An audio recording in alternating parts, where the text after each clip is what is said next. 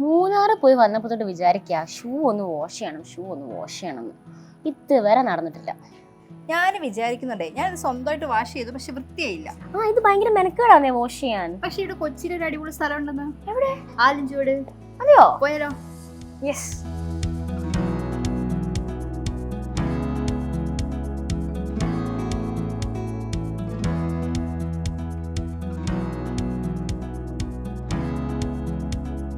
ഞാൻ shoe ലോണ്ടറിയാണ് start ചെയ്തത്. ഒരു 9 മാസത്തോളമായി ഷൂ ലോണ്ടറി സ്റ്റാർട്ട് ചെയ്തിട്ട്.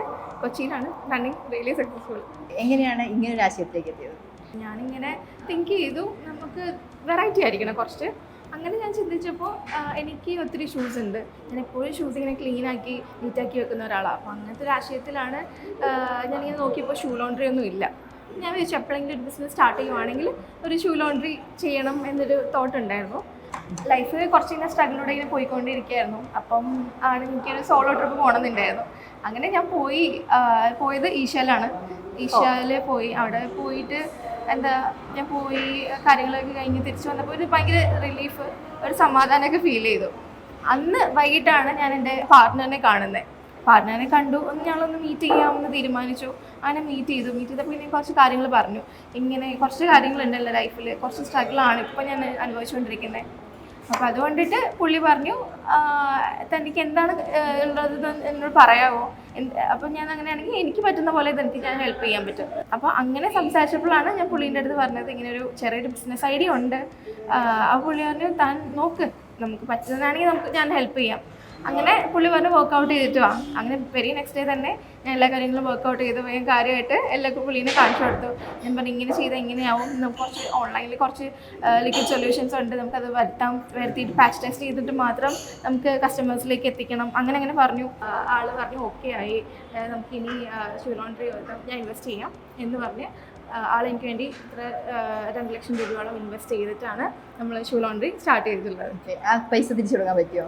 വെരി നെക്സ്റ്റ് മന്ത് തന്നെ എനിക്ക് ഒന്ന് കൊടുക്കാൻ പറ്റി. എന്താണ് പഠിച്ചത്? എന്തായിരുന്നു ബാക്ക്ഗ്രൗണ്ട്? എന്ത് ജോലിയാണ് ചെയ്തുകൊണ്ടിരുന്നത്? ഞാൻ ആക്ച്വലി പഠിച്ചത് ഇൻറ്റീരിയർ ഡിസൈനിങ് ആണ്, ഡിഗ്രി ചെയ്തത്. ദെൻ ഫോട്ടോഗ്രാഫി, അതാണ് എനിക്ക് കുറച്ചുകൂടെ, ഫോട്ടോഗ്രാഫി വീഡിയോഗ്രാഫിയാണ് എനിക്ക് കുറച്ചുകൂടെ പാഷൻ. അപ്പോൾ പാഷൻ്റെ പുറകിൽ കുറേ ഞാൻ വർക്ക് ചെയ്തിരുന്നു. ലൈക്ക് വെഡിങ് വീഡിയോസും ഫോട്ടോഗ്രാഫിയൊക്കെ ചെയ്യാൻ പോയിട്ടുണ്ട്. പിന്നെ ക്യാമറ സ്റ്റോറിൽ ആണ് വർക്ക് ചെയ്തിരുന്നത്. ഞാൻ ഒരു വർഷം മുന്നെയാണ് അവിടെ നിന്ന് ഇറങ്ങിയത്. ജീവിതത്തിൽ ഏറ്റവും കൂടുതൽ വെല്ലുവിളികൾ നിറഞ്ഞ സമയം ഏതായിരുന്നു, പ്രത്യേകിച്ച് ബിസിനസ്സിൽ? ഏറ്റവും കൂടുതൽ വെല്ലുവിളി എന്ന് പറയാനായിട്ട് നമ്മൾ സ്റ്റാഫ് ഇല്ലാതെ വരുന്നൊരു സമയമാണ്. അതായത് ഉറക്കം പോലും ഇല്ലാതെ ഞാൻ ചെയ്തു കൊടുത്തിട്ടുണ്ട് ഷൂസൊക്കെ. എന്ന് വെച്ചാൽ നമ്മളത് കമ്മിറ്റ് ചെയ്ത് പോയത് കൊണ്ടിട്ട് പെട്ടെന്ന് സ്റ്റാഫ് ഇല്ലാത്തൊരു സിറ്റുവേഷൻ വരുമ്പോൾ എന്താ പറയുക, നമ്മൾ അത്രയും ഷൂ ഓൾറെഡി വാങ്ങിച്ചു വെച്ചത് കൊണ്ടിട്ട് പിന്നെ പെട്ടെന്നായിരിക്കും പറയാം നാളെ ഞാൻ ഉണ്ടാവില്ല കേട്ടോ എന്ന് പറയുമ്പോൾ നമ്മൾക്ക് അത് ഒരു സ്ട്രഗിളാണ്. ഞാനിപ്പോൾ രാത്രി ലേറ്റ് നൈറ്റൊക്കെ ഇരുന്നിട്ട് ഒത്തിരി ഷൂ എനിക്ക് ഞാനായിട്ട് വാഷ് ചെയ്യേണ്ടി വന്നിട്ടുണ്ട്. നമ്മൾ പല ടൈപ്പ് ഓഫ് സൊല്യൂഷൻസ് നമ്മൾ യൂസ് ചെയ്ത് നോക്കിയായിരുന്നു. ഓൺലൈൻ മാർക്കറ്റിൽ ഒത്തിരി ഷൂസ് സൊല്യൂഷൻസും അല്ലെങ്കിൽ പറയുന്ന പോലെ എന്താ പറയുക ഫോംസും ഒക്കെ അവൈലബിൾ ആണ്. പക്ഷെ ഞാനപ്പോൾ എല്ലാം വാങ്ങിച്ചു, ഓൾമോസ്റ്റ് എല്ലാം തന്നെ ഞാൻ വാങ്ങിച്ച് ടെസ്റ്റ് ചെയ്ത് നോക്കിയായിരുന്നു.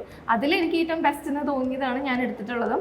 അത് തന്നെ ഞാൻ വേറെ 3 സൊല്യൂഷൻസ് മിക്സ് ചെയ്തിട്ടാണ്, ഇത്ര റേഷ്യോയിൽ മിക്സ് ചെയ്തിട്ടാണ് നമ്മൾ ഇങ്ങനെ ഒരു സൊല്യൂഷൻ ഉണ്ടാക്കിയത്. ഇപ്പം എൻ്റെ ഒരു പരിചയത്തിലൊരു 6-7 ഷൂ ലോണ്ടറി നിയർ ബൈ തന്നെ സ്റ്റാർട്ട് ചെയ്തിട്ടുണ്ട്. മനസ്സിലായി. അപ്പോൾ അവർ എന്താ പറയുക, നമ്മളെ നല്ല രീതിയിൽ അത് നോക്കി വാച്ച് ചെയ്തുകൊണ്ടിരിക്കുക, നമ്മളെന്ത് ചെയ്യുന്നു.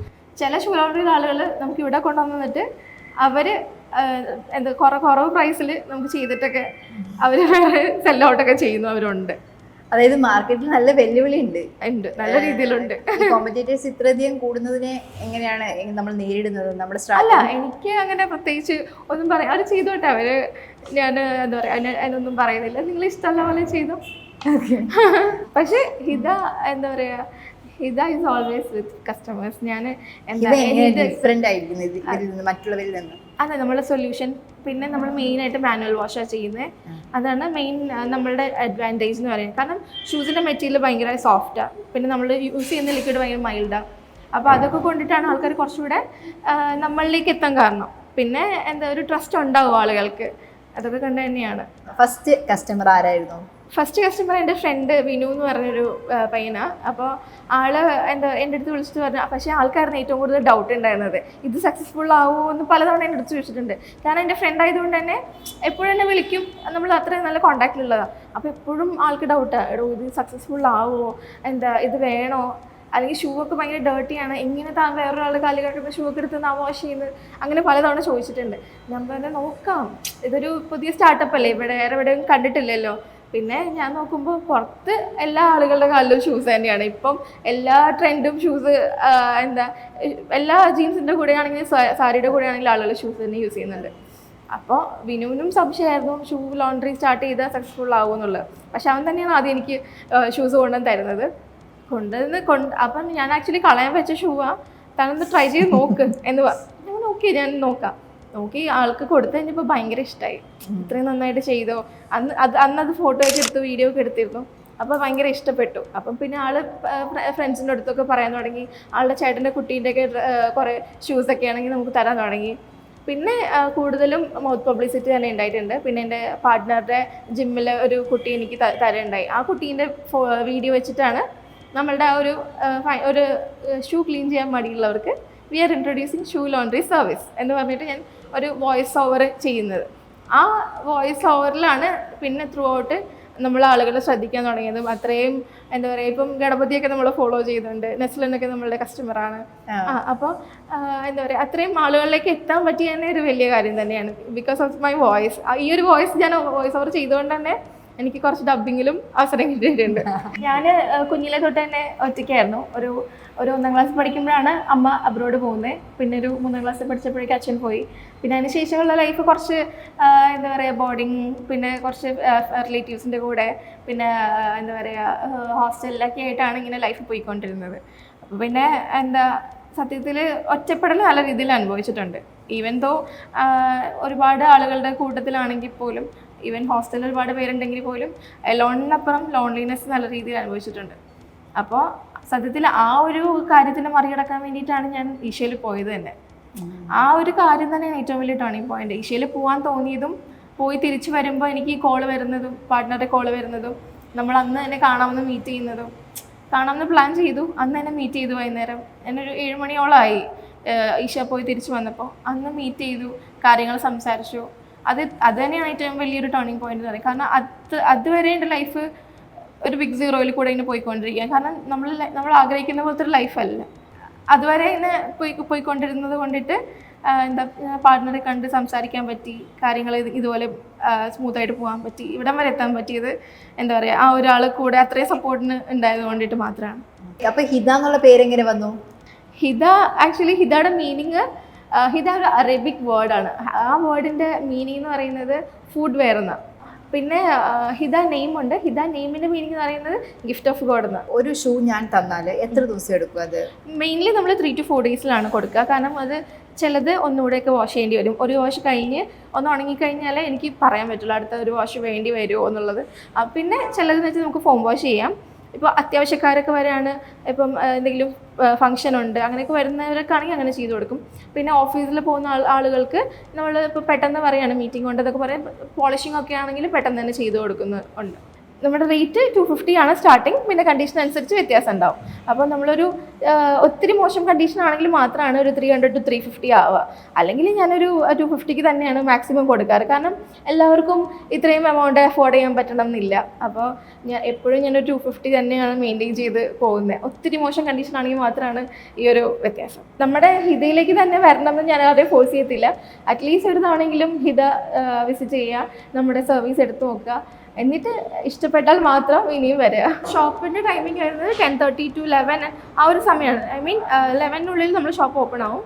പിന്നെ വൈകുന്നേരം 6 മണി വരെ ഉണ്ടാവും. ഒരു ദിവസം എത്ര ഷൂ ക്ലീൻ ചെയ്യും? ഒരു ദിവസം ഒരു 15ഓളം പെയേഴ്സ് വരും. പിന്നെ സ്റ്റാഫ് അതിനനുസരിച്ച് അവർ ഏർജൻസിക്ക് ആദ്യം ഇമ്പോർട്ടൻസ് കൊടുത്തിട്ട് എല്ലാം ഒരു എങ്ങനെ വന്നാലും ഒരു 10 to 15 അവർ ചെയ്ത് തീർത്തിട്ട് പോവുള്ളൂ. കാരണം നാളെ ആകുമ്പോൾ അത് ഇരട്ടിയായി ആയിക്കൊണ്ടിരിക്കുക. അപ്പോൾ അവർക്ക് തന്നെ ലോഡ് കൂടുതലാണല്ലോ. അതെ, അതെ.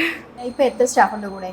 സ്റ്റാഫ് ഇപ്പോൾ 3 പേരാണ് ഉള്ളത്. നമുക്ക് വെയർ ഹൗസ് ഉണ്ട്. ആക്ച്വലി നമ്മൾ ഇവിടെ പാടിവട്ടത്ത് വരുന്നത് കളക്ഷൻ പോയിന്റാണ്. മാസം വരുമാനം എന്ന് പറയുന്നത് ഒരു 1.23 വരെ കിട്ടുന്നുണ്ട്. ചെറിയ സാലറിക്ക് ജോലി ചെയ്തുകൊണ്ടിരുന്നത്.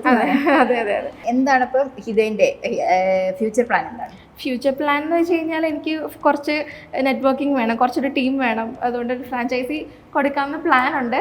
അപ്പം ഞാൻ കുറച്ചുകൂടി യങ്സ്റ്റേഴ്സിനെ ഞാൻ നോക്കുന്നത്. കാരണം ഒത്തിരി പിള്ളേർ എന്താ പറയുക, ജോലി ഇല്ലാതെ ഒരുപാട് പേര് ഉണ്ട്. അപ്പം എനിക്ക് അവരെ നല്ല രീതിയിൽ ഹെൽപ്പ് ചെയ്യണമെന്ന് ഭയങ്കര ആഗ്രഹമുണ്ട്. അപ്പം ഹിത കൊച്ചി വിട്ടും പോകാൻ സാധ്യതയുണ്ട്? ഉണ്ട്, തീർച്ചയായിട്ടും. ഇപ്പം നമ്മൾ വൈപ്പിനിൽ അടുത്ത് തന്നെ സ്റ്റാർട്ട് ചെയ്യുന്നുണ്ട്. ഇപ്പം കോട്ടയത്ത് സ്റ്റാർട്ട് ചെയ്യാൻ സാധ്യതയുണ്ട് അടുത്ത് തന്നെ.